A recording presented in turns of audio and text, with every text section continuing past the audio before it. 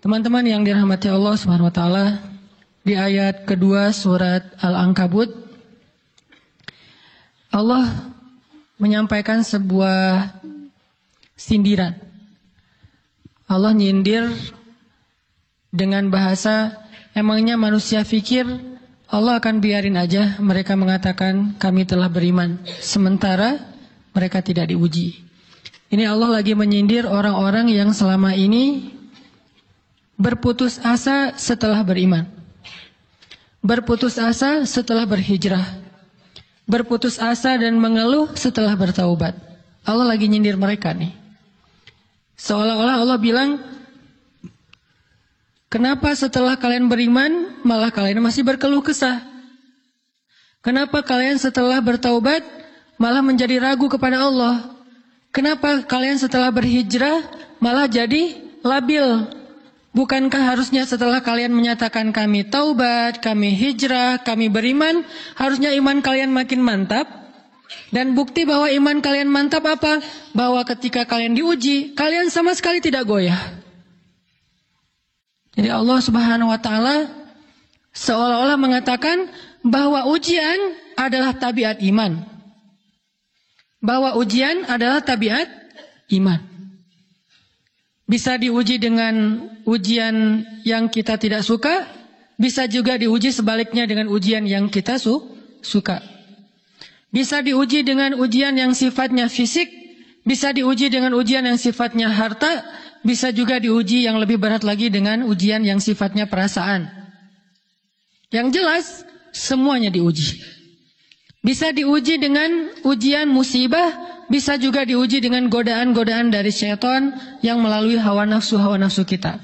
Bisa diuji dengan kemarahan, dipancing oleh orang lain untuk marah, dipancing di sosmed untuk ngebalas komen-komen mereka, dipancing untuk berdebat, dipancing untuk akhirnya kita saling menjudge, saling menjatuhkan, saling menjelekkan. Ini semuanya bentuknya ujian. Makanya Allah Subhanahu wa taala mengatakan di pembukaan surat Al-Ankabut, kalau ujian itu adalah tabiat iman. Ujian dan keimanan itu nggak bisa dipisahkan. Apa hubungan antara iman dengan sabar? Sehingga Allah Subhanahu wa taala menilai keimanan seseorang itu dengan cara mengujinya. Apa hubungan antara iman dengan sabar?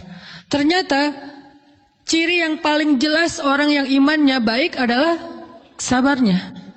Makin baik imannya, harusnya makin kuat kesabarannya. Jadi orang yang paling beriman itu tidak dilihat dari wawasan agamanya. Itu lebih kepada orang yang berwawasan luas, yang ilmunya banyak. Tapi belum tentu orang yang wawasannya luas adalah orang yang paling baik imannya. Belum tentu. Bukankah iblis itu wawasannya luas? Dia mengerti banyak hal yang bahkan kita nggak ngerti. Iblis ngerti tentang dunia di langit. Iblis mengerti tentang alam yang ada di surga, alam yang ada di akhirat. Iblis tahu, bahkan udah masuk surga. Jadi ilmu iblis lebih banyak daripada kita sekarang. Tapi kenapa iblis malah tidak sebanding antara ilmunya, wawasannya dengan ketakwaan dan kesolehannya? Karena iblis tidak sabar dengan sebuah ujian. Ujian iblis apa? Eksis. Itu ujiannya iblis. Dia udah lama eksis, followersnya banyak. Setiap dia posting, orang berlomba-lomba jadi first like. Setiap dia posting, di-repost rame-rame. Di YouTube viral. Channelnya tuh paling banyak subscribersnya. Iblis. Coba cari nanti di YouTube iblis. Ada nggak channel? Itu udah viral banget loh, eksis banget. Tiba-tiba datang pendatang baru. Muncul pendatang baru. Pendatang baru ini tiba-tiba melejit. Followersnya langsung nambah, kejar-kejaran akhirnya disalib. Pas lagi kayak gitu, dia nggak kuat dengan ujian nama besar, ujian eksistensi, ujian popularitas, ujian siapa yang lebih dihargai, ujian-ujian kayak gitu. Sama kayak kita kadang-kadang ngerasa udah banyak jasa dalam sebuah organisasi, udah banyak jasa dalam sebuah komunitas, udah banyak jasa dalam sebuah lingkungan, masjid, sekolah, organisasi, teman-teman, kita yang paling sering berkorban. Tapi ternyata yang eksis, yang masuk media, yang masuk TV justru orang lain. Itu kan ujian ya. Nah ini nih yang kadang-kadang ujian namanya zulzilu, diguncang perasaannya.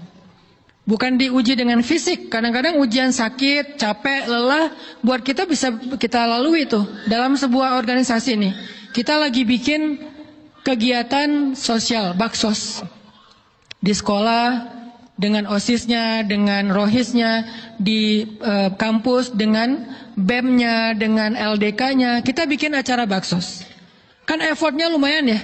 Kita begadang untuk meeting, kita survei lapangan, kita kerja malah tidur sehari cuma 1,5 jam, 2 jam. Fisik kita lelah, fisik kita capek, kadang sampai sakit. Sampai dirawat di rumah sakit gara-gara kena misalnya tipes gitu, gara-gara kita habis-habisan bekerja. Itu buat kita nggak masalah. Ujian fisik kita lalui. Dan besok mau ngadain lagi, kita yang paling semangat dan aktif. Nggak masalah capek juga. Nggak masalah juga kita lelah. Nggak masalah kurang tidur. Nggak masalah berjalan jauh. Nggak masalah. Satu, ujian harta. Kita yang justru nombokin. Kita yang nalangin dulu ke modal-modal untuk kegiatan-kegiatan tersebut. Kalau ternyata nggak tercover dananya, akhirnya nggak bisa dibalikin talangan kita, nggak apa-apa, kita ikhlas. Kita berkorban dengan harta kita. Butuh apa? Saya bayarin. Butuh apa?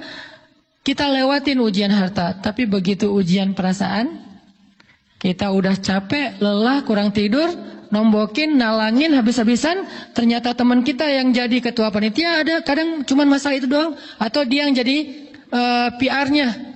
Yang namanya PR ketika diliput oleh media kan dia yang muncul mukanya kan. Akhirnya diundang oleh misalnya hitam putih lah atau apalah. Kok dia yang muncul di sana? Atau diundang berdua, tapi sampai di sana dia yang banyak ngomong, kita diam aja. Pulang-pulang pundung. Begitu besok mau ngadain lagi, udah nggak mau terlibat. Left group. Kenapa itu terjadi? Ujian zulzilu, perasaan. Itu yang dialamin oleh iblis. Iblis rela banget disuruh beribadah, sujud beribu-ribu tahun, kuat iblis. Kalau kita mungkin jidatnya hitam, kalau iblis mungkin udah kepala-kepalanya hitam, saking rajinnya sujud. Wah, ibadahnya udah ribuan tahun. Iblis disuruh berkorban dengan harta yang dia miliki, dia kasih aja semuanya. Tapi kalau disuruh dia ngalah dari Adam untuk memimpin alamin, menjadi khalifatullahi fil ard, menjadi pemimpin, wakilnya Allah di muka bumi, buat iblis ini berat. Kenapa dia? Ana khairum min, saya lebih baik daripada dia. Saya lebih senior daripada dia. Saya lebih sehat daripada dia. Saya lebih keren daripada dia. Saya lebih. Ujian emosional, ujian ego, ujian perasaan. Itu yang lebih berat buat kita. Kadang sakit dan dirugiin orang lain, teman segala macam kita masih oke lah. Selama ini asal kita ngumpul selalu gua yang bayarin, oke deh, nggak usah dibahas. Baru dibahas nanti pas sakit hati. Kalau belum sakit hati kan nggak dibahas kan? Gak apa-apa deh, kita terus yang bayarin, kita traktirin ngopi apa segala macam. Gak pernah dibahas. Kebersit sih di benak kita, cuman gak mau dibahas. Kenapa? Udahlah biarin aja, easy going. Kemudian kayak kita yang capek harus rempong sana kemari segala macam. Selalu acaranya di rumah kita, akhirnya kita yang bayarin, kita yang rempong, nyiapin segala macam, bebersih sendiri. Tapi begitu ada yang nyakitin perasaan kita sedikit aja, semua itu balik lagi. Dari dulu ya. Nah, keluar kan? Kenapa? Dipancing oleh ujian perasaan. Jadi ternyata yang paling berat itu adalah zulzilu, diguncang perasaannya. Kita kadang-kadang habis-habisan buat seseorang, nggak masalah. Hujan-hujanan dia yang pakai jas hujan, kita nggak pakai apa-apa, nggak apa-apa. Sakit-sakitan juga, dikerok dan segala macam, biarin aja. Kalau perlu misalnya kalau bannya lagi kempes, dia naik Grab, kita dorong-dorong motor terus cari tempat segala macam sampai tengah malam. Nggak apa-apa deh buat dia. Apa sih yang nggak buat kamu? Begitu dia selingkuh, keluar semuanya. Mulai list report keuangan. Wah dulu sekian, sampai uang receh-receh juga dihitungan ya. Kenapa bisa kayak gitu? Perasaan kan? Nah ini nih yang kita coba belajar. Mungkin malam ini kita lebih banyak membahas tentang sabar terhadap ujian perasaan. Karena banyak macam-macam ujian. Nah, gimana kita memanage perasaan kita? Gimana cara kita merecovery perasaan kita dengan bab sabar? InsyaAllah nanti akan kita lanjutkan setelah selesai sholat isya. Barakallah. Bismillahirrahmanirrahim. Teman-teman yang dirahmati Allah SWT, kita lanjutkan tentang masalah sabar. Terutama sabar zulzilu, ketika kita diuji dengan ujian ego, marah, perasaan, sakit hati, yang kayak gitu-gitu. Ini ujian jauh lebih berat daripada ujian fisik dan ujian harta. Termasuk rasa cinta, rasa benci, kadang itu menjadi ujian.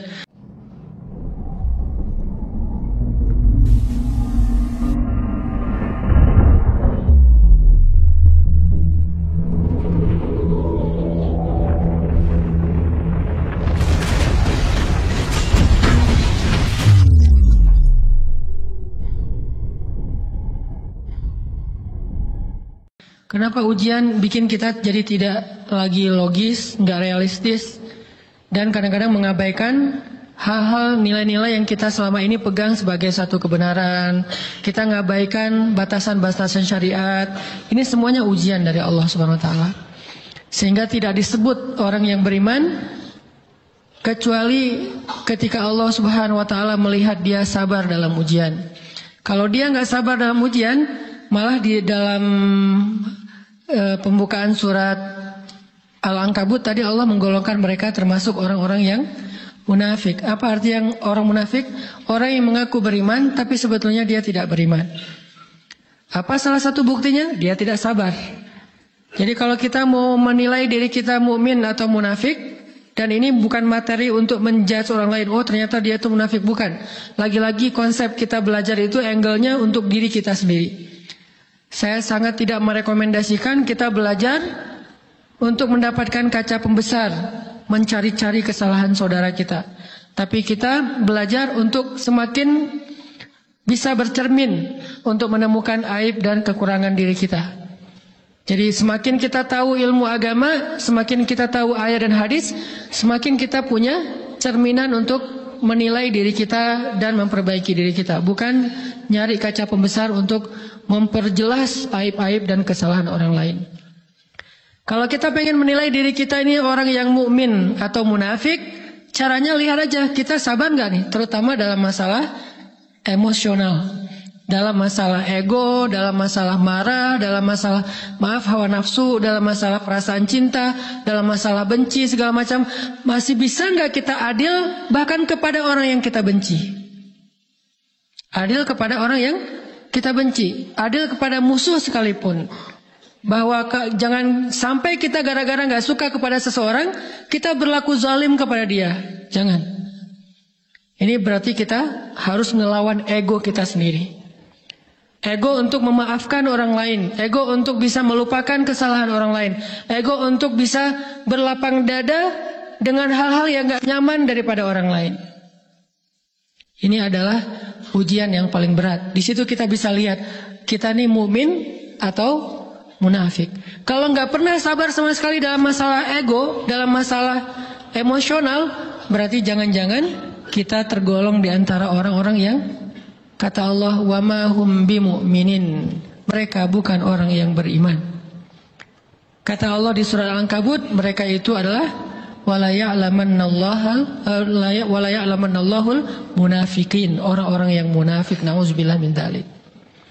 Kalau kita merasa pernah sabar terhadap emosi kita, sekarang kita lihat sesering apa kita sabar terhadap emosi kita.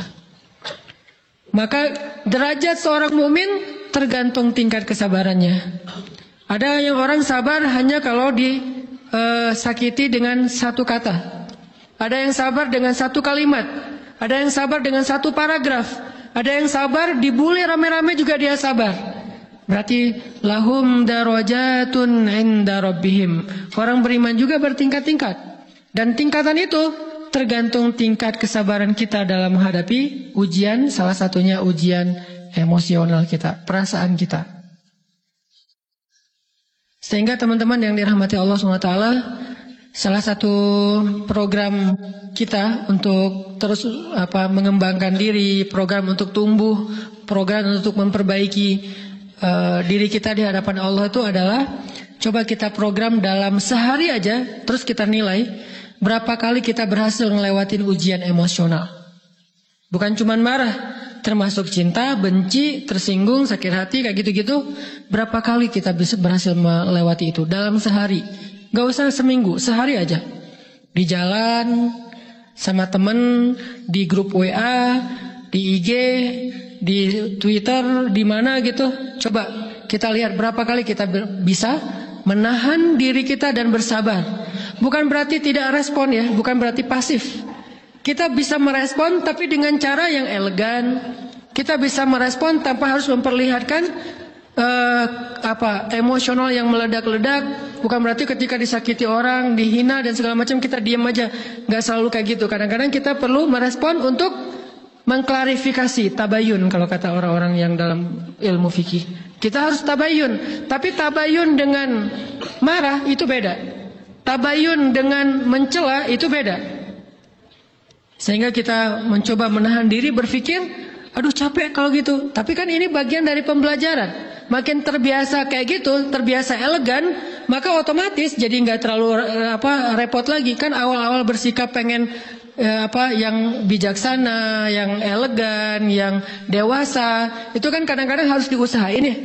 Karena belum mengkarakter. Harus mikir dulu gimana ya sikap yang paling dewasa, gimana ya sikap yang paling bijaksana, gimana ya sikap yang paling wise, gimana ya sikap yang paling elegan, masih mikir. Tapi setelah berkali-kali kita latihan, lama-lama itu menjadi spontanitas kita. Dan kalau udah bisa kayak gitu, insya Allah kita sudah mulai meniru nih akhlak Nabi Muhammad SAW. Ini ujian perasaan banget. Kalau tadi saya ngasih contoh diselingkuhin itu sebetulnya cuman bercanda ya. Karena diselingkuhin ini pastinya bukan ujian, tapi musibah. Pengkhianatan ya, tidak ada tempat. Gimana kita ngelawan perasaan kita kalau lagi kayak gitu? Gimana kita ngelawan perasaan kita kalau lagi diuji? Gimana cara kita bersabar? Karena iman dan sabar itu bisa dibilang satu paket. Gak disebut orang beriman kalau gak sabar. Dan insya Allah orang yang sabar itu adalah ciri-ciri orang beriman. Gak mungkin disebut orang beriman kalau gak sabar. Kita pikir memang iman itu hanya ucapan. Kalau iman itu cuma ucapan, inna sholati wa nusuki wa mahyaya wa mamati lillahi rabbil alamin, gampang.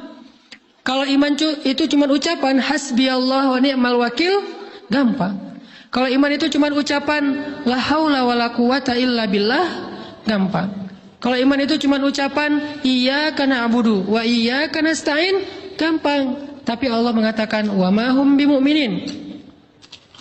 Ahasiban nasu ayyutraku ayyaqulu amanna wa hum la yuftanun. Emangnya cukup dengan hanya mengatakan kami telah beriman lalu tidak diuji? Ternyata iman adalah sabar dalam ujian. Jadi nggak mungkin orang disebut beriman sementara dia tidak sabar, sementara dia emosional, sementara dia temperamen, sementara dia orangnya meledak-ledak, sementara dia orangnya mengeluh, sementara dia orangnya berputus asa. Nggak mungkin. Karena ulama mengatakan la tayasu, jangan berputus asa.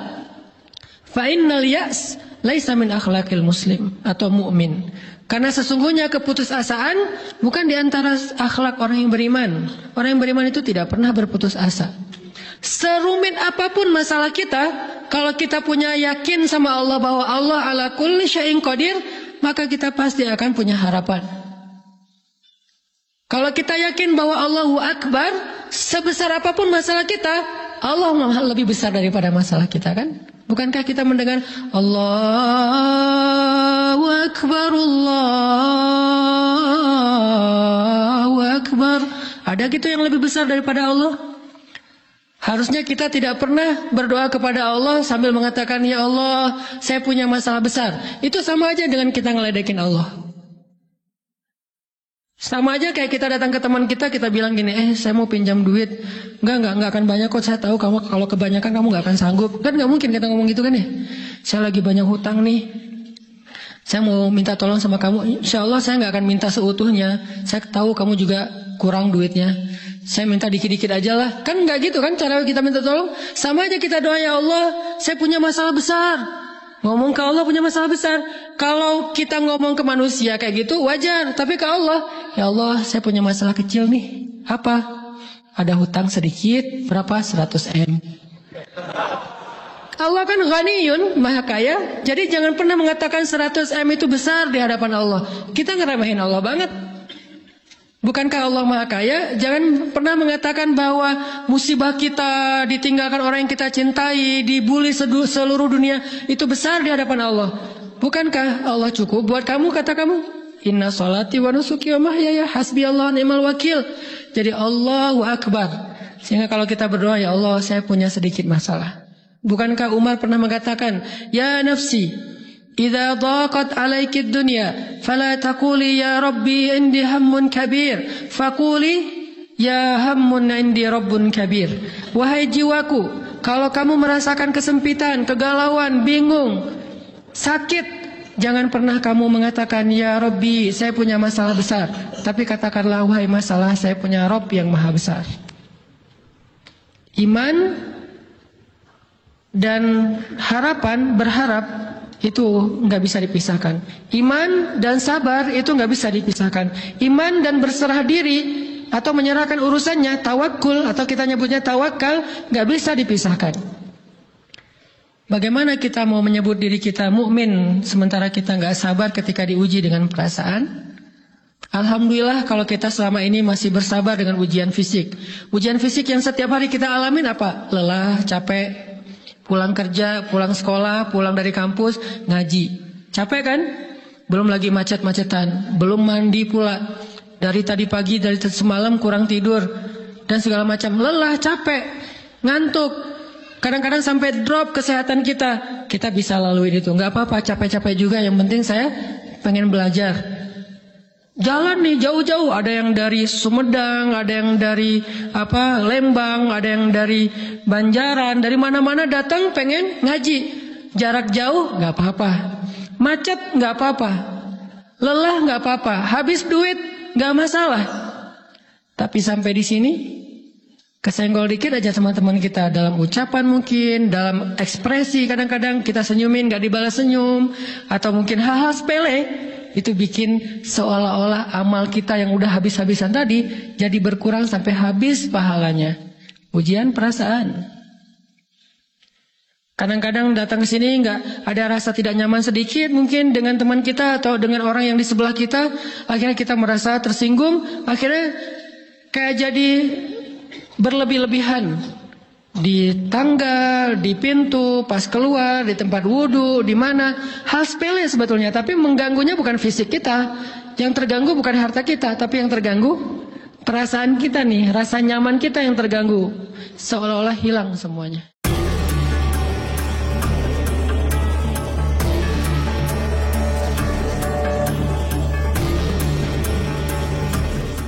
Suatu hari, seorang pemuda yang baru saja memulai perjalanan hijrahnya merasa gelisah. Ia bertanya-tanya, mengapa setelah ia berusaha menjadi lebih baik, justru tantangan dan ujian semakin banyak? Ustaz Hanan At-Taki menjelaskan bahwa dalam surah Al-Ankabut, Allah menegaskan bahwa iman dan ujian adalah satu kesatuan. Ujian bukan tanda kelemahan, tetapi bukti keimanan. Justru ketika seseorang mengaku beriman, Allah akan mengujinya, baik dengan hal-hal yang menyenangkan maupun yang menyakitkan. Bisa dengan kehilangan, kemiskinan, atau bahkan sesuatu yang lebih sulit, ujian perasaan dan ego. Iblis adalah contoh nyata dari ujian ego yang gagal. Ia telah beribadah ribuan tahun, memiliki ilmu luas, tetapi ketika Allah memerintahkannya untuk tunduk kepada Adam, ia menolak. Mengapa? Karena hatinya dipenuhi dengan kesombongan dan kecemburuan. Ustaz Hanan At-Taki mengibaratkan kondisi ini seperti seseorang yang sudah banyak berkorban dalam komunitas atau organisasi.